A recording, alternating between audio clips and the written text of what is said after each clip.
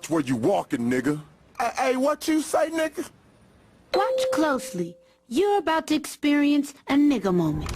Webster defines the nigga moment as a moment when ignorance overwhelms the mind of an otherwise logical Negro male. What did you say, bitch, nigga? Hey, squeeze it, nigga. Causing him to act in an illogical, self-destructive manner, i.e., like a nigga.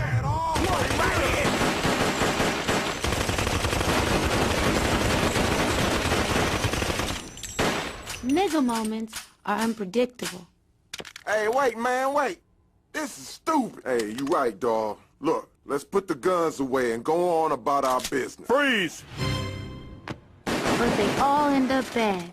If they had their own category, nigga moments would be the third leading killer of black men behind pork chops and FEMA. It's a fact. Now let's see how a nigga moment affects a white man. Frick. Watch where you walking, bitch. What did you... Wait a minute. I'm white. Where you going? Don't you ignore me. This is a perfectly good moment to throw your life away. What's good, YouTube? Let's get to it. As you've seen in the video before, nigga moments can end up costing you everything. Everything that you work hard for, everything you gained, everything that you learned along the way, over a little stuff that's just minuscule, which is crazy. We'll give up everything that we worked hard for this one little space of time. Just doesn't make any sense. But I understand how nigga moment can affect us, especially black people, because I feel like it's in our DNA. We've gone through so much trauma, so much agony, that we low-key hate each other. We hate ourselves. So how can we stop the nigga moment, right? So we first off, as a black man, we have to let go of our ego. Our ego is the most dangerous thing to us. Well, not even black people, just humans in general. Ego. We always gotta be mindful of it. Everybody has an ego, big or small. It doesn't matter what type of ego you have. Just that one little incident can incite your ego to come into play and ruin everything that you work hard for. Alright? So we always got to be mindful and cognitive of our actions, because our actions have reactions. Our actions have consequences. Alright? See, nigga moments, it's unnecessary when you look back at it, right? Certain things can be resolved with a conversation. You know, yo, I didn't like the way you did this. Or, yo, I didn't like the way you spoke to me, right?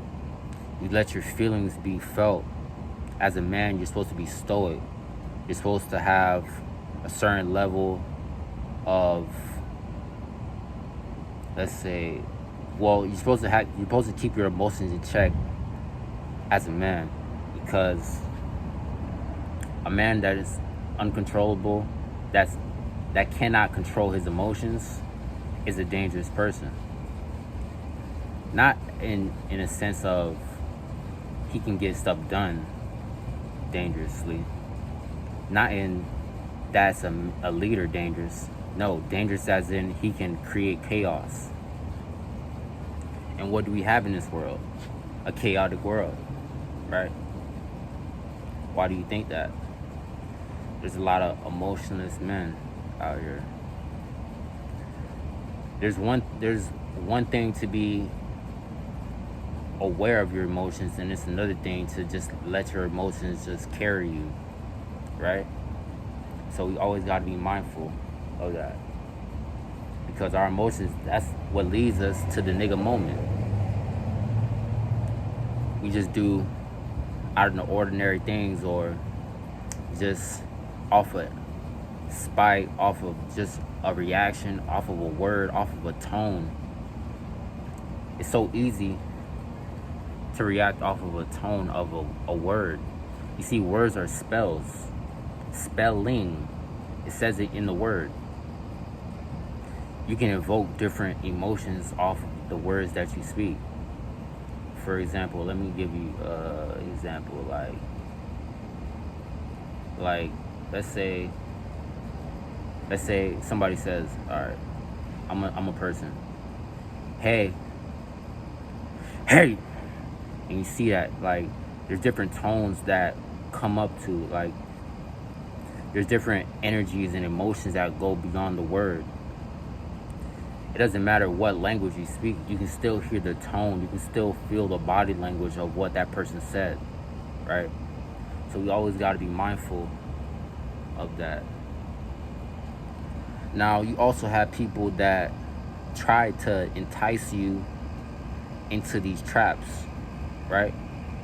Try to entice you into letting everything that you achieve, everything that you accomplish, big or small, people just have a certain level of hate, certain level of dislike that about you.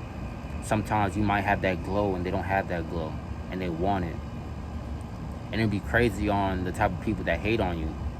It'll be the person that you wouldn't expect, somebody that has more than you, somebody that quote unquote looks better than you, but they don't understand, like, this guy just in his own lane, he's doing his own thing, and it just bothers them. Something about you bothers them.